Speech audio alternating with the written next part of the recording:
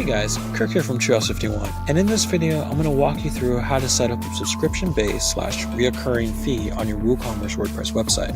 Now in order to achieve this effect, you are going to have to spend a little bit of money. We recommend buying this tool from WooCommerce. It's called WooCommerce Subscription. The price for a single site is $1.99.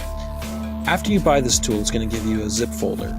From there, you're going to take it and you're going to log into the back end of your website, go down to where it says plugins, add new plugin, and you're going to upload a plugin.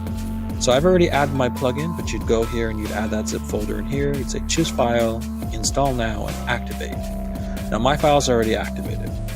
From there, you're going to go to your product page and you're going to select edit.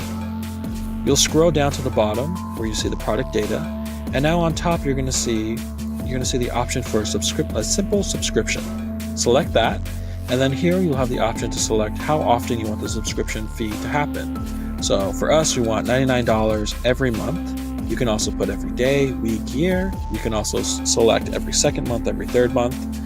And then another cool thing, you can select how often you want this to go on for. So for the next 6 months, for us, our plan never expires. If you have a free trial, you also have the option to add that information there. And if there's any sign-up fee, you can also add up that there. Once you add this information, go on top and select update, and then refresh your product page.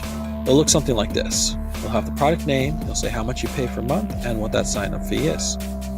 If you like this video, please give us a like. If you have ideas for next videos, please leave us a comment below. We do read all comments, and we are often inspired by what you guys ask and the emails you send us. So, thanks guys.